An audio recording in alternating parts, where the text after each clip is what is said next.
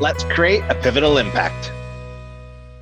Friends in the industry. So before we dive into our conversation today, I want to spend a little bit of time highlighting the importance of consistency when you're pursuing your goals while maintaining a high level of patience throughout your pursuit. So in a recent conversation I had all about goal setting and patience with a mentor of mine, I shared that I'm super impatient, frustrated sometimes, and he shared a perspective that was really accurate. He said, you cannot plant a tree today and expect to eat the apple tomorrow. So simply put, the goals that we have set out for ourselves won't necessarily be achieved overnight. So not big goals anyway, the ones that scare you, they're like, oh my goodness, what am I doing? Can't believe I'm pursuing this. Usually they take a lot of time and a lot of effort to work out so that you can achieve them. So when you reflect on how you're pursuing your goals right now, how do you find yourself feeling? Are you impatient? Are you okay? Are you asking, why hasn't this transpired yet? I'm working so hard. Well, I really want to encourage you to continue to push forward as you pursue your goals. And honestly, one of the biggest benefits or greatest benefits of pursuing your goals is not necessarily the achievement itself, because that's pretty short-lived, but it's the greatest benefit is honestly the journey and who you become throughout that journey. And in my experience, one of the best ways to stay consistent in your pursuit is who you surround yourself with. Make sure that you're strategic. You're hanging out with people, talking to people that are also spending time pursuing their goals, big goals. So that way you can lean on each other, but you can also learn from each other as you both pursue it. So I'm Josh Hannabury, the host here at the Truck Focus podcast. And our mission here is simple. We're connecting transportation industry leaders to the industry to help create a pivotal change. And today I'm super excited as I get to speak to a friend of mine. His name's Chad Hayden, CEO and founder of Galatea Technologies. So you see, when I first connected with Chad a while ago, honestly, one of the things that stood out like very noticeably about him, as soon you'll learn here in this podcast episode, was his passion to achieve his goals.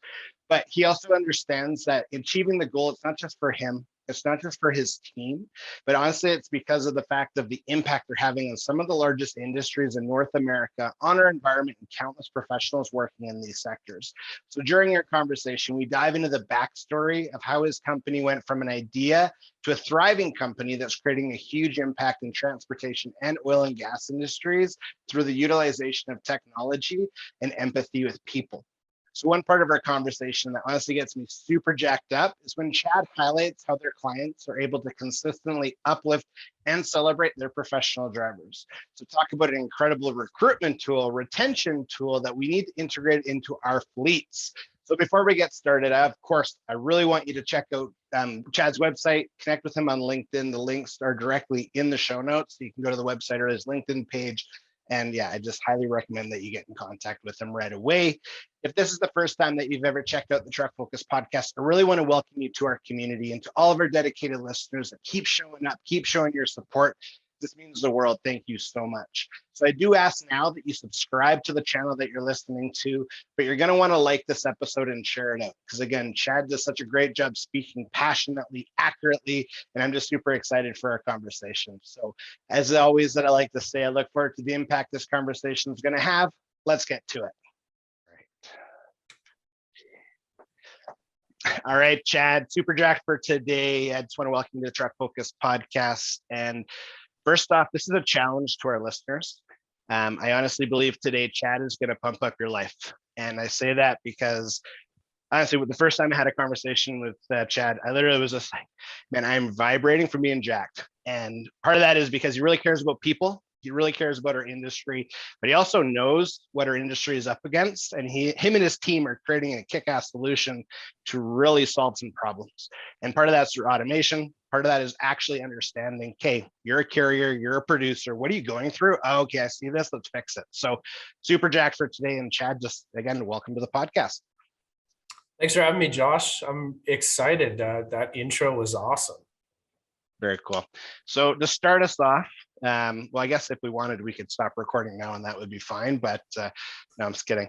But yeah, to start us off, can you give us a rundown of who is Chad, but also, yeah, give us a little bit of backstory in transportation, but also in the oil and gas? Yeah, my name's Chad Hayden. I work with a company called Galatea, and long before Galatea, I got my start in the field. When I was 17 years old, I thought I knew everything. And little did I know, after a couple weeks working on a drilling rig in Northeast BC, I went from knowing everything to knowing nothing. It was a really transformative journey for me where I learned the power and value of hard work. It was cool because it gave me the opportunity to really understand a problem too. It didn't last very long on drilling rigs, eventually going to school and then finding my way into the energy industry where I've worked across Canada, South Texas, the Marcellus in Pennsylvania, in the Gulf of Mexico. So I've had the opportunity to work in the field all across North America, and it's been a fantastic journey working in operations, working for transportation companies, and now sort of on the other side of it, developing digital solutions to help companies, people, professional drivers just work better, work smarter, and enjoy their jobs. It's awesome, man. It's awesome. Yeah, when anytime someone's been able to experience multi nations in the workplace and understand that, like, we'll wear, say, a high vis vest, and in other places they'll maybe wear a t-shirt, you're kind of like, okay, that's different. And then you start bringing into like just different personalities, different types of just responsibility, and I'm like, I need to pick your brain a little bit more. So from your, I guess, almost global experience now, is there, I guess, one or two things that really stand out that you're like, hey, you know what, those are like milestones for myself that really helped create Chad who he is today? You mentioned the one in the BC, and I want to get there too, but yeah, from the travel and seeing the different culture, how has that impacted you? Yeah, it's all about perspective, and things happen differently in different jurisdictions, and that's okay. That's not necessarily a bad thing. It's just the way people work and the way that industries develop. The thing that I've seen that's been most interesting in my perspective is working in the oil and gas subset of transportation specifically, just how different that specific use case can be than other sort of transportation sectors journeys. Um, Seeing technology be applied out of that into oil and gas has been super cool. In energy, we have a lot of catch up to do. You have this massive money machine, and the people at the producers really don't want to mess with anything because you don't want to stop that revenue line. So they're more apprehensive to bring digital solutions in, and I think that's a lot of work that goes into Galatea is having a conversation about that journey and talking about other industries that are using different transportation models and having those conversations with the producers to see if these other models, these other technologies, other use cases are a fit in energy. Totally. Totally. Okay. Where do our listeners go?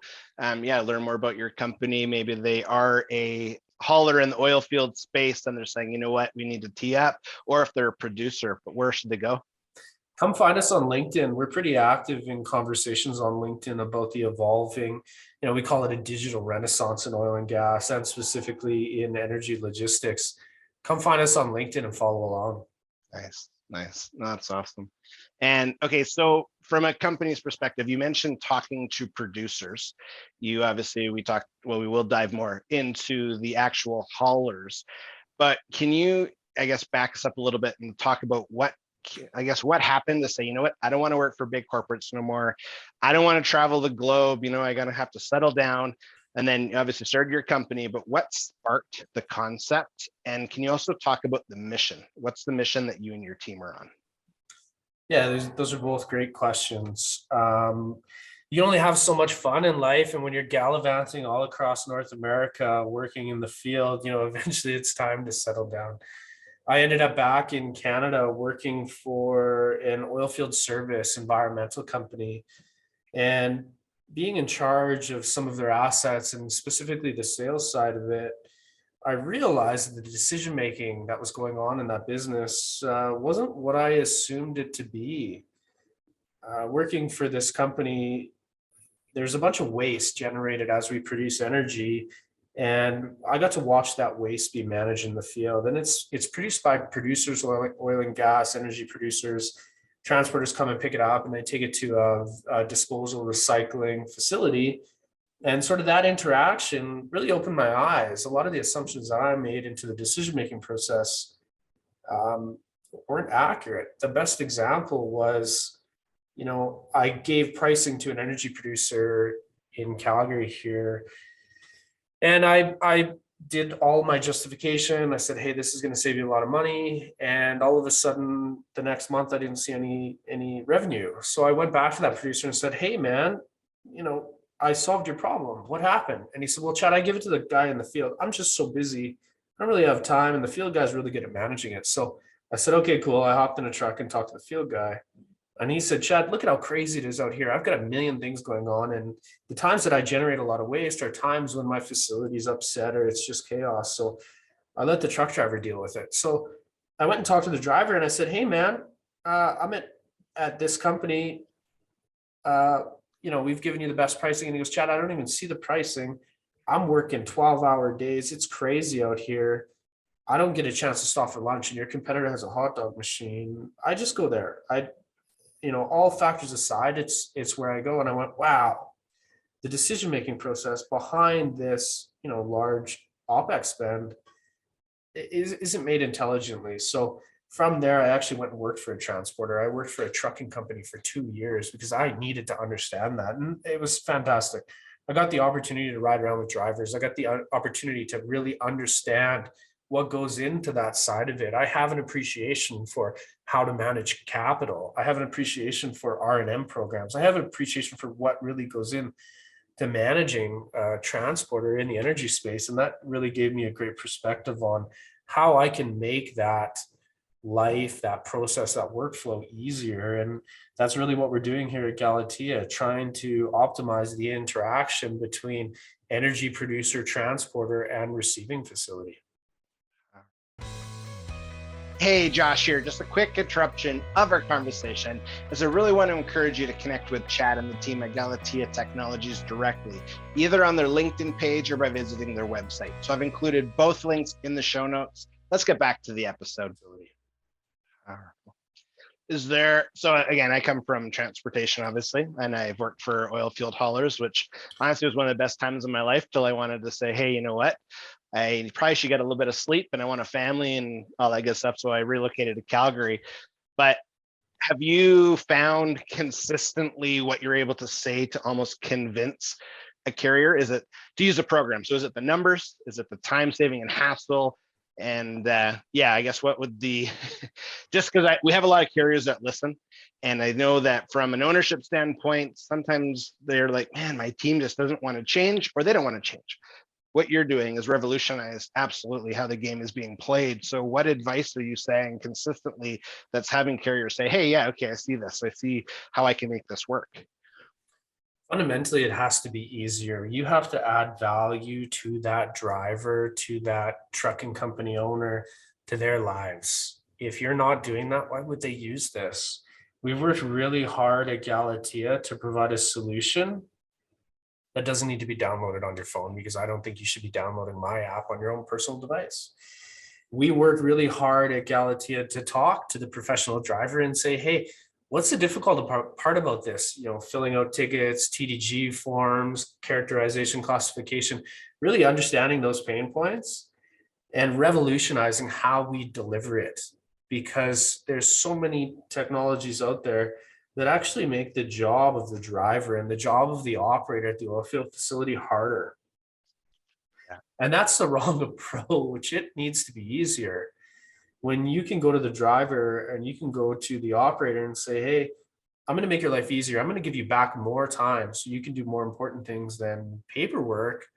The response has been fantastic. I'm also a huge believer in human performance, and we spend a lot of time at Galatea measuring performance and feeding that back to the professional driver as a score. And we find there's nothing that you have to do. All you have to do is measure somebody's performance. You feed that back to them, and inherently humans want to get better and scores improve.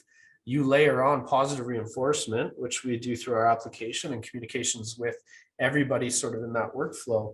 And we're seeing some unbelievable increases in performance. And it's a way that we can deliver that sustainably to all our clients throughout the industry.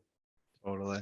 Yeah, when you first shared that with me, when we were going through the program, even I texted the number And then it texted me back, and it was like, I think you said, you're not going to know. It's not the person texting you back, which is very true.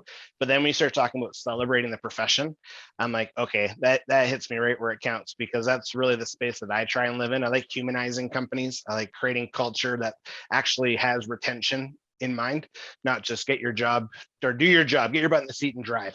It's okay, well, how do we actually celebrate the profession and really honor the human? Well, I think, yeah, you're hitting it on the head. So can you walk us through a little bit, without giving all the trade secrets away, but how are you using the workflows to celebrate professional drivers? Can you walk us through that? Yeah, and I'll give you the roadmap because I think more companies need to do this. If you can incentivize performance, if you can measure, you can also give feedback, people are actually going to enjoy their jobs more. And really, that's what this is all about. I think part of the issue that this whole workflow has is the people who pay the bills, the energy producers, don't have a way of measuring performance. They have no idea if this is good or not. And truthfully, what happens is they get a ticket, days, months, weeks after a job was performed, and they just start looking at the number, thinking it's way too big, and start yelling.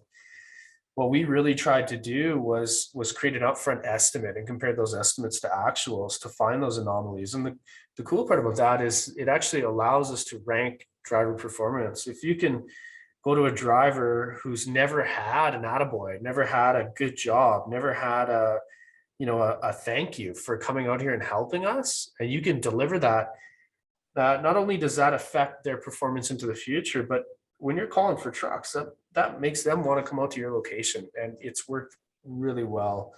We're still all the time trying to evolve this sort of performance management, behavior management, trying to really pinpoint these key behaviors that drive success, and then bringing that into technology.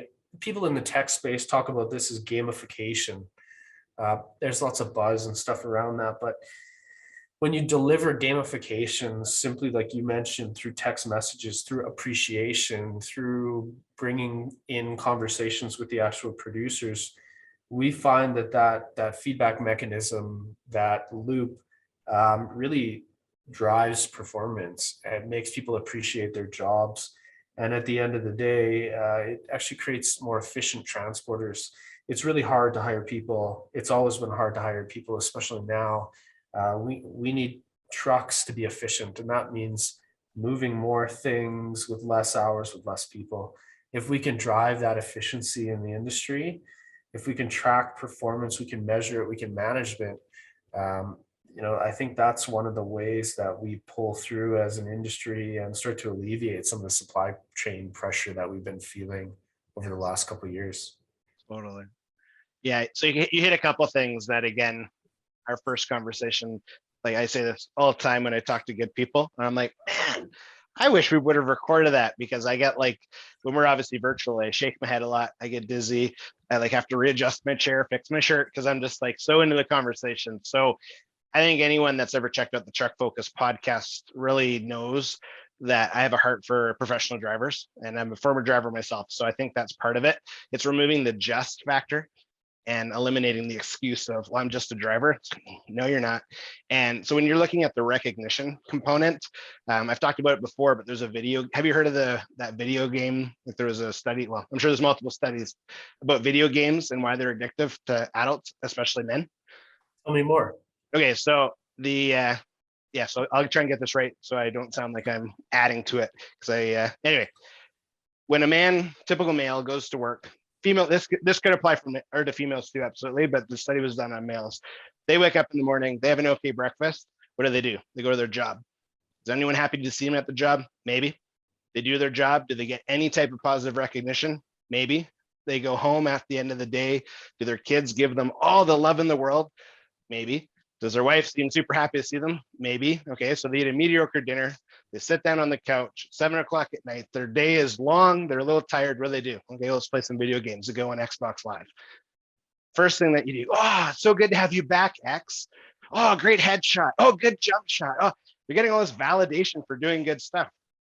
It feels good. So why do you think people want to keep going in that direction? Because it feels good. So when you can actually have an environment at work, which again, I'm super jacked, your company even offers to your people where it's just like, man, we are high-fiving, we are celebrating your successes, regardless of how small.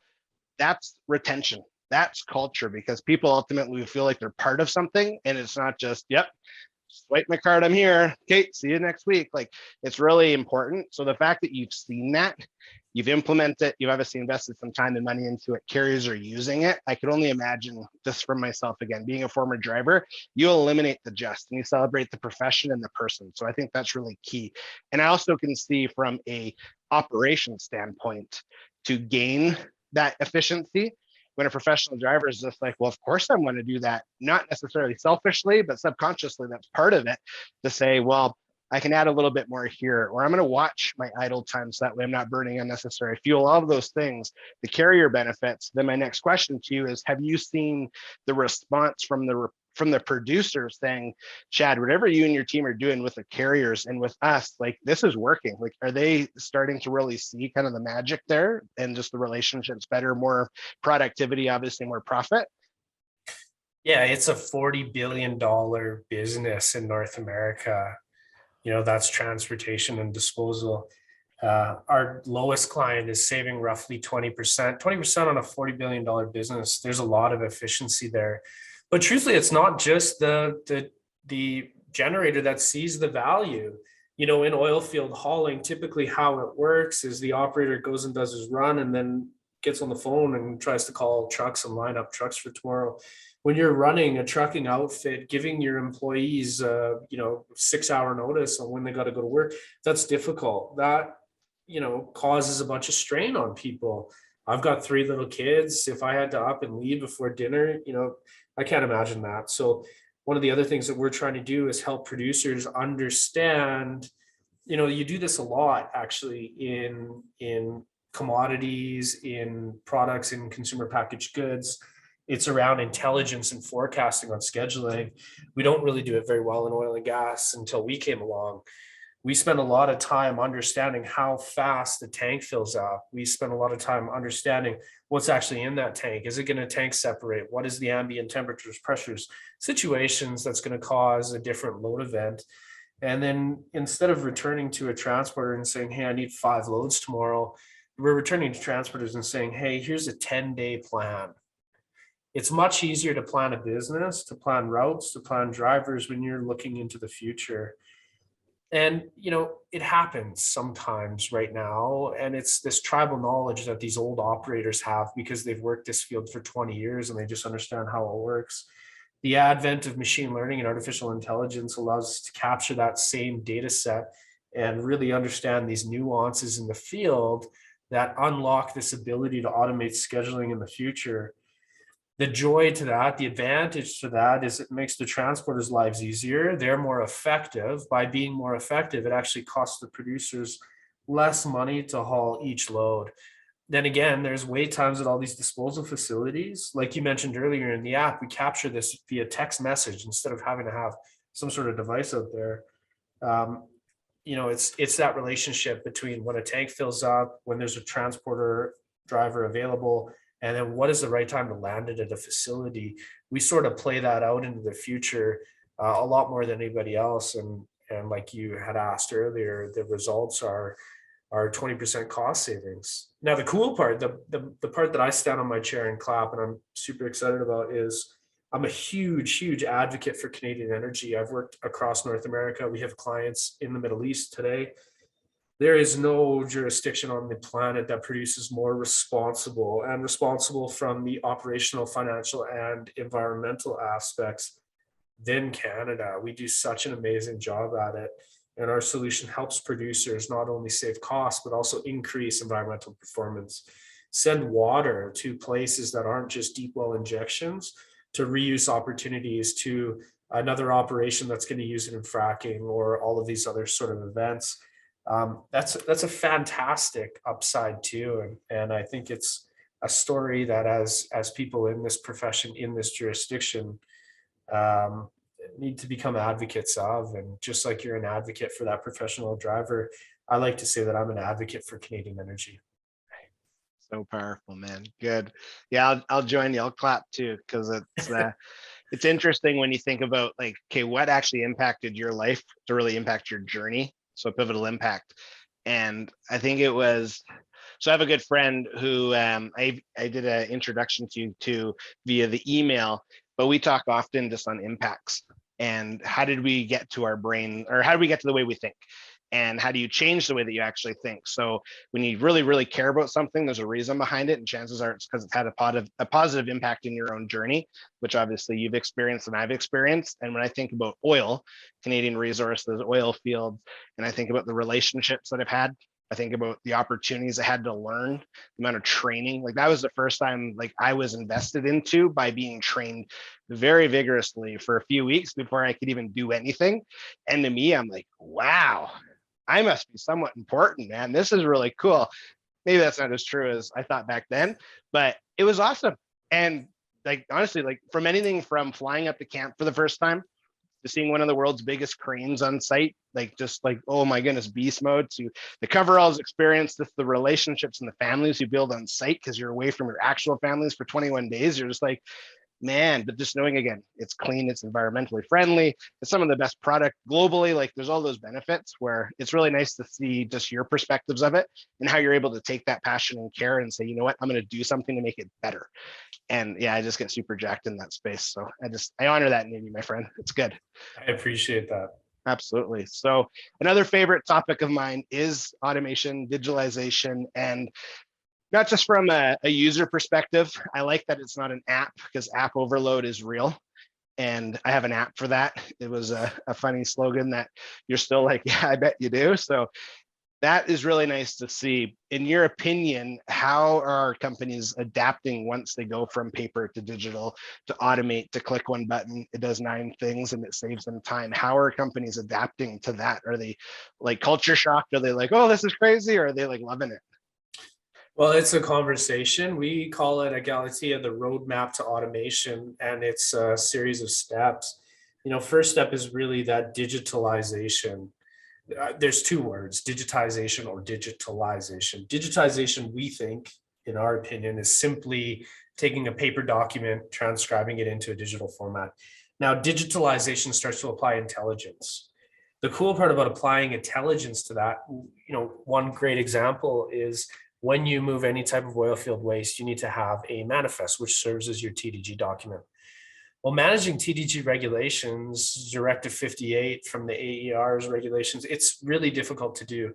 And right now we put that onus on the generator, which sometimes puts the onus on the professional driver.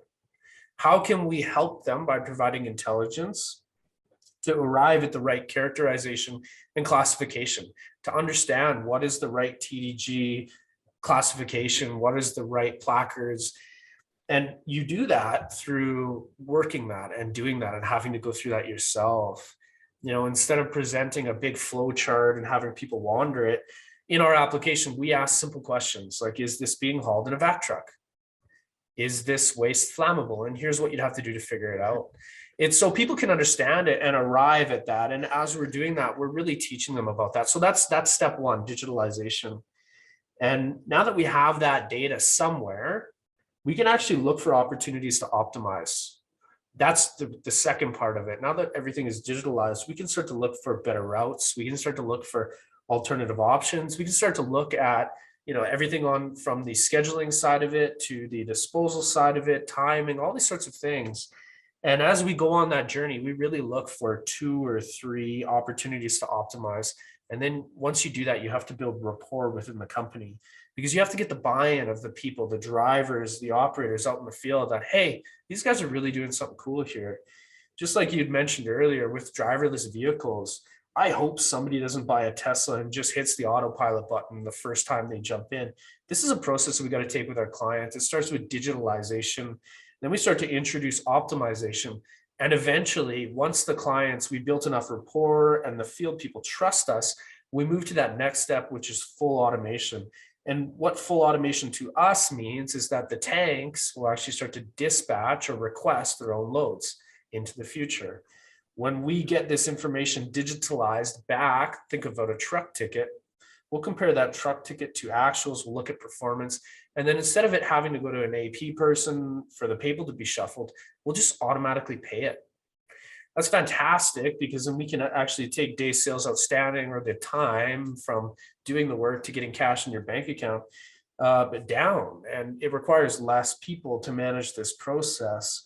But there's a lot of things you need to do, both as a technology provider, as a service provider, and then as the person that actually owns the process. In our case, it's the energy producer. To actually make this be successful, you need that change agent. You need that field level person to adopt it. You need management support. You need all these sorts of things that we've realized taking clients through that journey. If you can give anybody a map or a roadmap and really talk about some of the key learnings through taking a client through this process, that's been super impactful to our success, and it helps us, move a lot of our clients through that process. It's powerful. So a tank can then dispatch the truck knowing that the tank will be full at X time, X date. So that way there is basically no downtime. And then through the dispatch service, they're able to see, okay, you can go, instead of going 95 kilometers north, why don't you do 62 kilometers east and you can go drop it off. So you're saving time there. You've built that roadmap, which then it's obviously the job is done. The invoice is auto sent, leads to payment. That's the roadmap that you've built, or collectively you guys have done.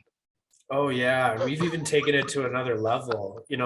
When we're hauling oil field waste, we're driving down lease roads that are not very good. So we even do things like looking at weather forecasts, understanding our prediction model. If we see bad weather coming in, that's going to make a lease road that's subjectable to inclement weather, we'll actually dispatch trucks out ahead of time, because if that tank fills up, the money machine for the energy producer shuts down.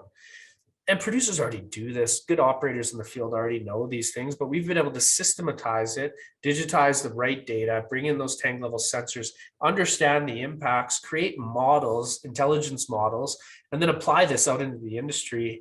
When this actually goes off and an operator for the first time, sees a truck out there and they're like, why is this, why is the truck out here? And then it sees in our model that, hey, it's going to rain. And they look at and they go, they're absolutely blown away that we can figure this out and repeatedly figure this out. So it's been super impactful, and it's always fun to get that feedback from the producers. Yeah, I can see that for sure. I can see the look on the guy's face, almost like, are you cheating? Oh, wait a second. Like, yeah, I can see. I've talked to enough operators that I'm sure I could hear a bad word or two that I won't say on here. You're welcome, Mr. Avery, my son. But yeah, okay. So what do you find then? Obviously, you got to build the trust. What is is there a contributing factor to that? Is it because it's always a team effort that there's checks and balances that build the trust, to be able to automate and systemize the entire thing, or automate? I'm sorry. Yeah, what I guess would be the contributing factor to that?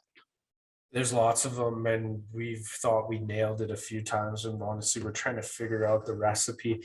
The biggest thing in our mind is the mindset of the company. This is a crazy journey, to talk about letting digitalization into your business.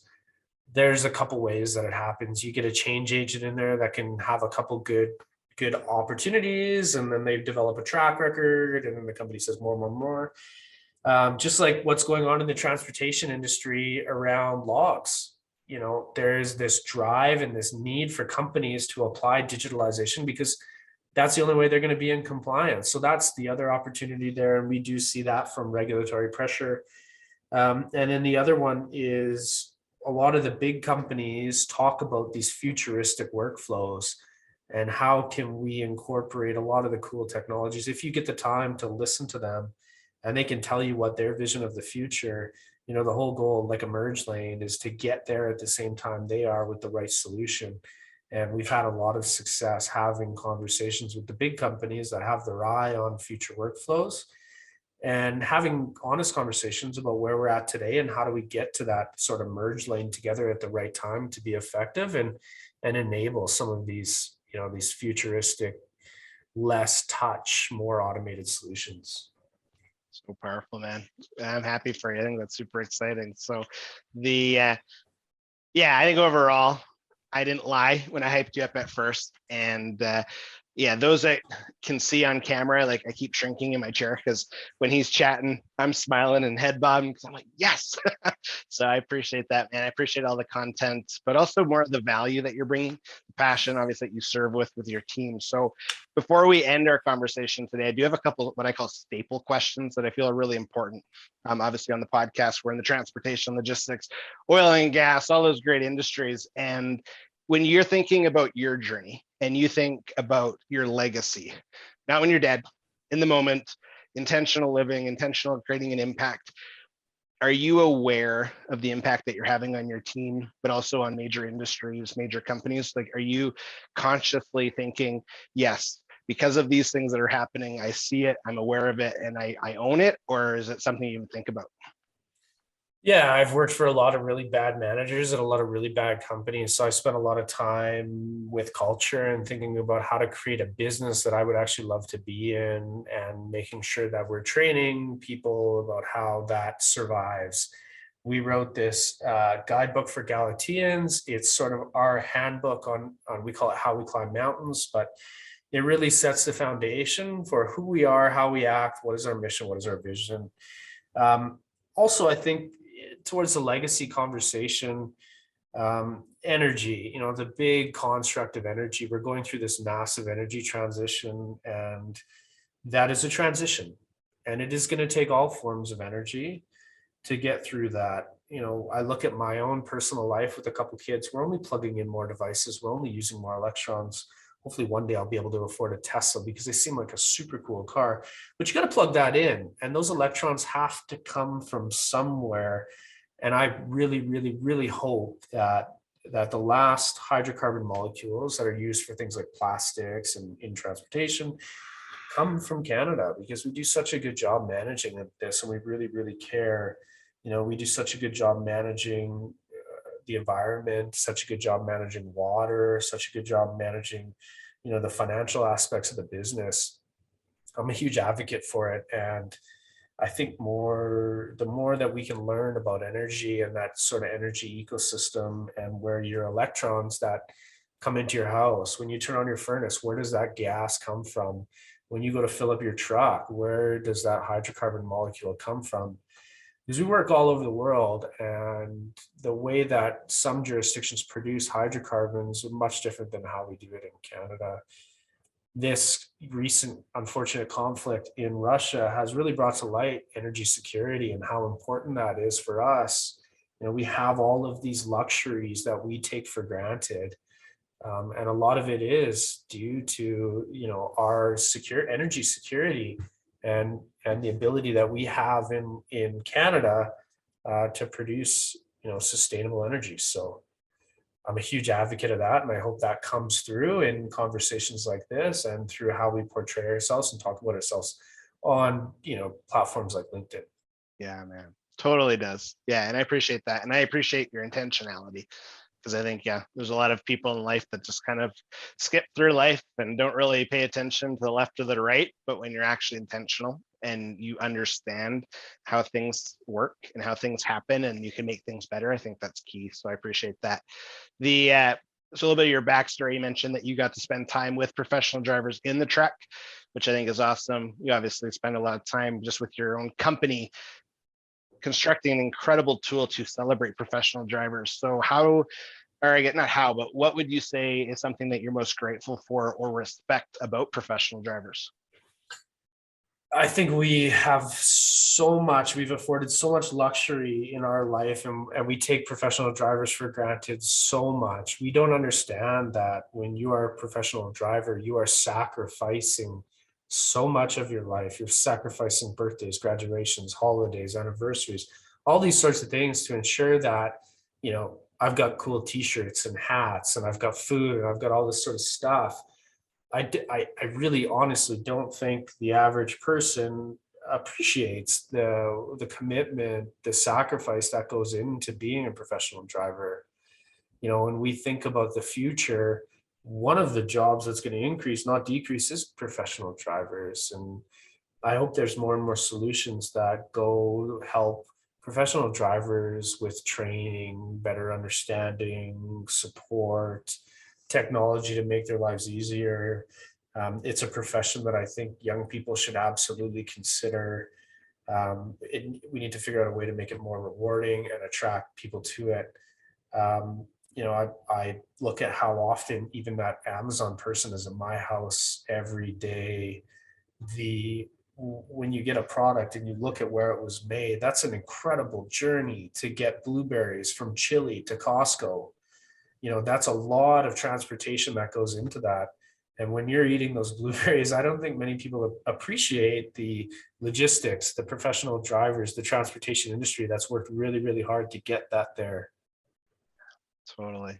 Yeah, man. And oh, this is awesome. So again, Chad, I'm just super grateful. And I just think the mission that you're on, the collective mission, where your head's at, and the fact that you're a visionary, you're a leader, and I just really admire you as a person. I just think it's great. I'm so grateful that you could take the time. Join me obviously on the Truck Focus podcast. So as we come to an end, can you just let people know again, what's the best place to go just to check out Galatea Technologies? Yeah, if you want to be involved in the energy conversation, if you want to be involved in the future of logistics, we talk a lot about it on LinkedIn. We share a lot of the cool things that we're doing. We talk and get some feedback from a lot of the behavioral science stuff. So please come on LinkedIn, find me, connect with Galatea Technologies. The more people that are active in these conversations, the more diversity of perspectives that we can have in that, the more robust, durable solutions that we can provide. And ultimately, I hope that technology lands in the hands of professional drivers, and it gives us the ability to, provide a better place to work, a better tool to use, and just a more enjoyable, rewarding career. Totally. Appreciate that, man. Yeah, thanks again so much. And just super excited just for the impact that I know our conversation will have. I'm also excited for our listeners to say, hey, you know what? I need to connect with Chad. I need to get in this space. If it's joining the conversation, obviously becoming a client is also important. And yeah, I'm just super grateful, man. So thank you so much again. And we are obviously hitting the long weekend. So hopefully you and the family can enjoy. So thanks again, bro. Appreciate it. That was awesome. Thank you. Awesome. Bye. Chad, honestly, man, thank you so much for taking the time, hopping on the Truck Focus podcast today. Just really value your time, your expertise, and your passion, man. Super hyped on our conversation, but more so about the impact that you and your team you're having again with so many people across so many sectors of industry across North America. Absolutely incredible. And I'm super jacked for where you guys are headed. So honestly, for myself, a huge takeaway of our conversation is when you walked us through the process of the entire dispatch service, how it works, but how you're able to use this technology to not to make sure that people save a boatload of money, but you're also allocated specific processes and tools to celebrate professional drivers. And I identify as an industry advocate, a professional driver advocate. So I thought that was phenomenal. And I'm just super grateful that you're doing that. So to our listeners, honestly, again, I highly recommend that you're connecting with Chad and the team. Learn more about Galatea Technologies, either on LinkedIn or visiting their website. I've included the links in the show notes, but again, Chad, great job. Super excited. So again, if this is the first time you've ever checked out the Truck Focus podcast, I really want to welcome you to our community and to our dedicated listeners that continue to show up, continue to listen and learn. I'm just so grateful for your investment of time. Again, I do ask that you like this episode and share it out, because as I mentioned at the beginning of the episode and throughout, Chad drops so many good pieces of advice and how-tos. We got to get in this space more. We got to be passionate. We can help more people. And this is how. You got to make sure that more people hear about it. So I do ask that you share it out. And again, subscribe to the channel you're listening on. So that way you're notified of all upcoming content. We do release episodes weekly. And I just want to make sure that, the right episodes goes right to your ears and all that good stuff. But again, Chad, thank you so much, buddy, for hopping on. Again, listeners, you're taking the time to listen just means the world to us. And as always, let's create a pivotal impact.